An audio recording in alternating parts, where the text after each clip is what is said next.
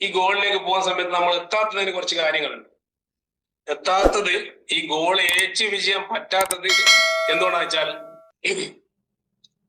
ഒന്ന് fear of failure.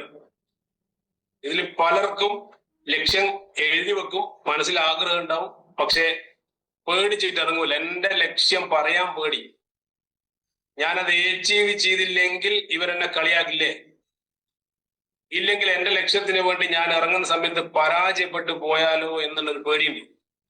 പരാജയപ്പെട്ടിട്ടില്ലേ ഉള്ളത്, ഇനി എന്ത് പേടിക്കാനാണ്? അങ്ങനെ ചിന്തിച്ച പോരെ. എന്തൊക്കെ പരാജയം കഴിഞ്ഞിട്ട് ഇവിടെ എത്തിയത്. എത്രയോ പ്രാവശ്യം ജനിച്ച് 2.5 മാസമാകുമ്പോൾ നടക്കാൻ വേണ്ടി ശ്രമിച്ചിട്ട് വീണ് വീണ് വീണ് വീണ് തോറ്റ് ഇവിടെ എത്തിയ നമുക്ക് ഇനി എന്ത് പേടിക്കാനാണ്? കയ്യും കാലും ഇല്ലേ? പണിക്ക് പോയിക്കൂടെ പോറാ ഇത് തോറ്റാല്. രണ്ടാമത് ലാക്ക് ഓഫ് കമ്മിറ്റ്മെന്റ്. നിങ്ങളുടെ ജീവിതത്തിൽ എന്തൊക്കെ നടന്നിട്ടില്ല, അതൊക്കെ നിങ്ങളുടെ പ്രതിബദ്ധത ഇല്ലാത്തതുകൊണ്ടായിരുന്നു. പ്രതിബദ്ധത ഉണ്ടെങ്കിൽ നിങ്ങൾ എന്ത് ചെയ്യും? ഏറ്റെടുത്തതിന് വേണ്ടിയിട്ട് മരിക്കും. മൂന്നാമത്തത് പ്രോക്രാസ്റ്റിനേഷൻ. വളരെ ഭംഗിയായി ഇന്നലെ സൂസമ്മ മേഡം ഞാൻ സംസാരിച്ചു.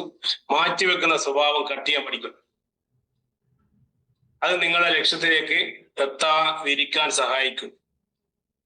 അടുത്തത് അൺറിയലിസ്റ്റിക് എക്സ്പെക്ടേഷനാണ്.